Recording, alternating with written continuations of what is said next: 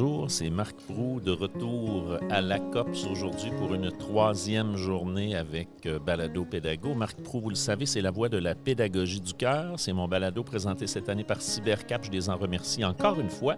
Et aujourd'hui, encore une fois, je ne suis pas seul. Je suis en compagnie de mon ami Frédéric Jean. Bonjour Fred. Encore une fois, c'est notre troisième journée à la COPS, au 44e à COPS. Puis je peux te dire que c'est un privilège de te côtoyer, Marc. Mais sais-tu quoi? Vas-y. On n'est pas seul. Non, là, écoute, là, s'il fallait qu'on soit seul, Encore une fois. Encore une fois, on a un invité. Puis encore une fois, on a un invité. Ça va être super le fun. C'est M. Éric Patenaude de Brault et Boutillier. Bonjour, M. Patenaude. Bonjour, messieurs. Bonjour. C'est un plaisir de vous côtoyer. Je vous voyais Voyez de du coin de loin l'œil, à hein? distance, puis je lui ai dit, bon, je veux vivre ça. Là, Un jour, ça va être à mon tour.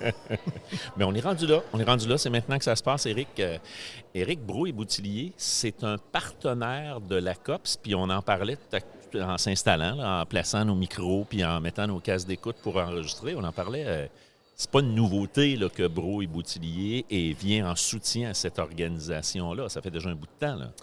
Oui, aussi longtemps que je me souvienne. Moi, j'ai un beau parcours dont je suis assez fier.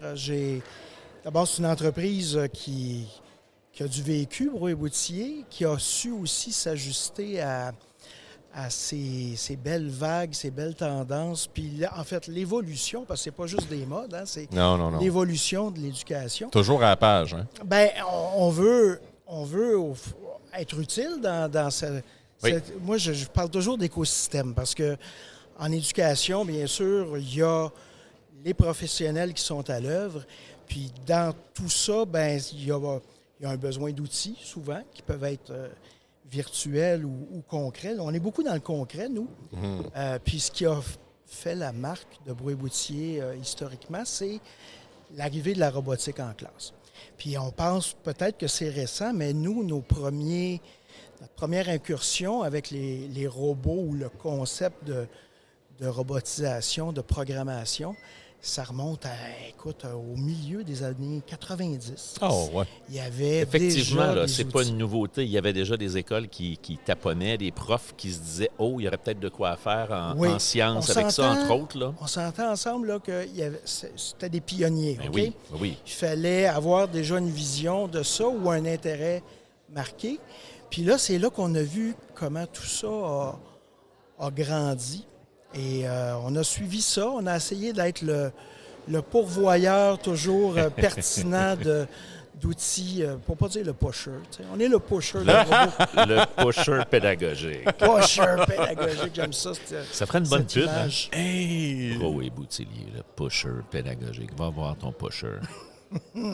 Avec aucune autre conséquence que du bonheur et Oui. de la Ah oui, satisfaction, ben oui. Tout à fait. sans aucun effet secondaire. Tous des artisans du bonheur. Et Brault et Boutillier, là, pour quelqu'un qui nous écouterait puis qui sort d'une caverne là, et qui ne sait pas, c'est quoi l'entreprise Brault et Boutillier? Ce que vous faites, où vous êtes, où est-ce qu'on vous trouve, comment? Qu'est-ce que c'est Brault et Boutillier comme entreprise? Je suis toujours content quand on me pose la question parce que des fois, on peut prendre pour acquis, après Oui. 82 ans d'existence C'est d'une fou, hein? entreprise. C'est fou. Oui, c'est fou. Puis c'est beau. C'est beau parce que, encore là, c'est une entreprise d'ici, 100% québécoise, Oui. propriété 100% québécoise. Imaginez ce que c'était Brault et Boutillier, partenaire de l'éducation en 1944. Tu sais, on se dit, qu'est-ce qu'ils pouvaient donc faire dans Crayon à mine. à quelle demande ils pouvaient répondre? Crayon à mine, Ouais. Cahier Canada, peut-être. Tableau. Puis, je vais vous dire un secret. Chapelet, Ah, Hein? oui. crucifix. Ben oui. Pour vrai? Ben oui, bien sûr. Puis c'est pas compliqué quand on s'y attarde, là, parce que c'était ça, hein, le système d'éducation jusqu'aux années 60. Ben oui. Peut-être les petits Certains- catéchismes même.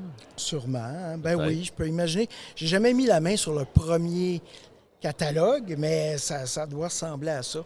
Il doit y avoir des vestiges de ça en quelque part. Wow. Fait qu'on part des articles religieux aux articles technologiques de la fine pointe maintenant. Donc, Brault et Boutillier, c'est une entreprise, c'est un distributeur de matériel pédagogique. Je veux dire matériel didactique parce que c'est vraiment pour Oui. Agrémenter la pédagogie. la réalisation, c'est ça, des objectifs pédagogiques qu'on utilise certains outils. Puis, toujours, comme je vous le disais, moins dans le logiciel, beaucoup dans le Tactile, concret, dans le concret. la quincaillerie, là. De là, les robots, bien sûr, pour la COP, ça a été, je le répète, mais ça a été notre salut. C'est comme ça, c'est la COPS qui nous a donné la tribune, là, parce que là, on voyait les passionnés d'abord du sujet, puis les passionnés qui ont contaminé les enseignants qui voyaient finalement, ben oui, c'est accessible. Oui. Puis avec les années, wow, quelle belle tangente tout ça a pris. Oui, puis quand tu reviens en arrière dans la COPS aussi, là, tant qu'à jouer le petit rôle d'histoire sur Brouille-Boutillier, quand tu regardes le logo puis ce que ça veut dire, l'acronyme de la COPS, là, c'était l'Association québécoise des utilisateurs d'ordinateurs à des fins pédagogiques et sociales. Donc, c'était même pas seulement au début, c'était pas juste du monde de l'éducation. Il y avait des gens du monde de la santé qui étaient ici. Il y avait des gens, les premières éditions, puis ça a duré un bout de temps, là, où c'était un grand rassemblement de toutes les personnes qui avaient besoin de l'ordinateur. Et comme on commençait à savoir quoi faire avec, bien, tout le monde venait réfléchir à comment ça va se passer. Puis Brouille-Boutillier est venu prendre sa place là-dedans. Un acteur parmi d'autres, mais avec une mission claire. Puis nous, on voulait amener... Puis je pense c'est mon analyse là, très, très sommaire, mais je pense qu'on avait une place un peu caractéristique dans tout ça, parce qu'il y avait beaucoup de virtuel encore, puis de logiciels, puis mon application, puis ma plateforme. Puis nous, on arrivait avec des outils concrets. Fait qu'il y avait un intérêt, même si tu fais pas de robotique ou tu fais pas de, je sais pas, tu n'utilises pas de microscope numérique ou...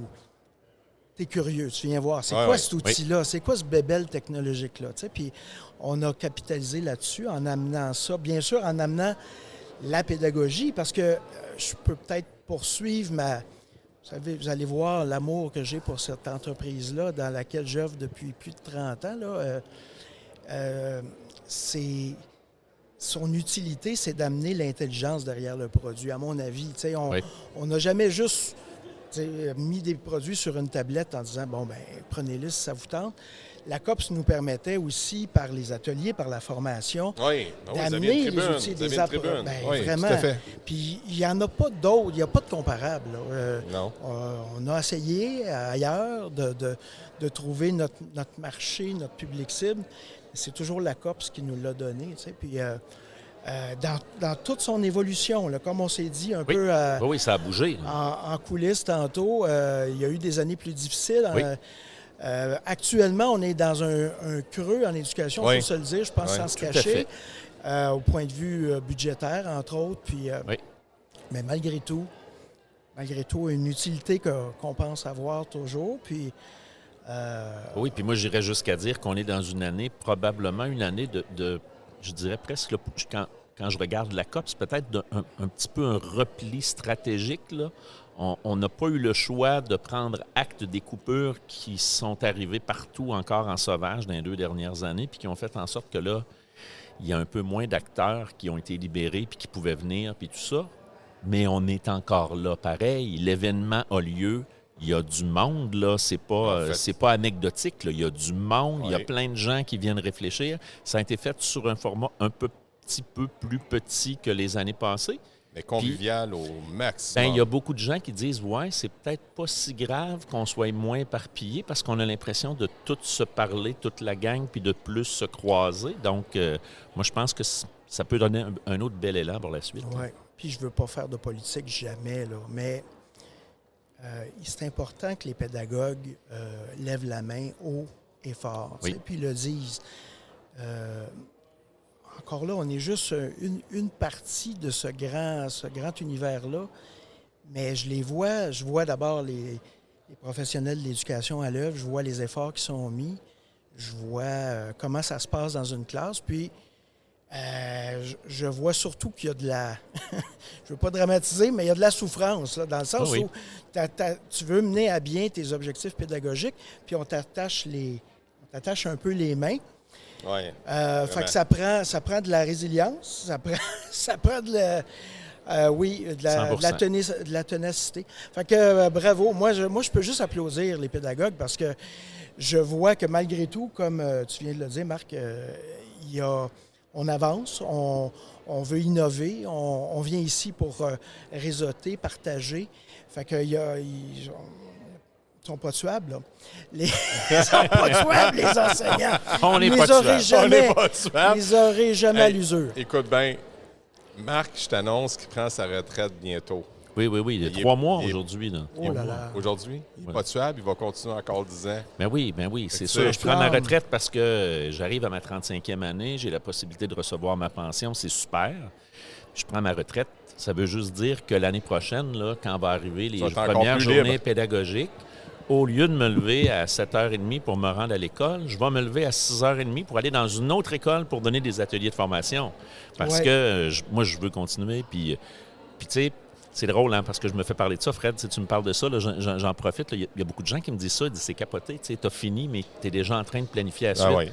Moi, ça fait 8 ans, 10 ans que je Oh. réfléchis à OK, là, je me mets tout de suite en action pour Pour qu'il va arriver arriver là. quoi après. C'est en plein ce que je suis en train de faire, moi aussi, Marc, dans le fond. Moi, il me reste 10 ans. Fait que moi, je suis en train de faire ce que toi, tu as J'ai fait fait de il y 10 a une ans. dizaine d'années. Ben, puis c'est cool. Puis écoute, tu sais, moi, je pense qu'il y en a plein des acteurs passionnés. Il y en a plein des gens qui sont là, qui en veulent, qui en mangent.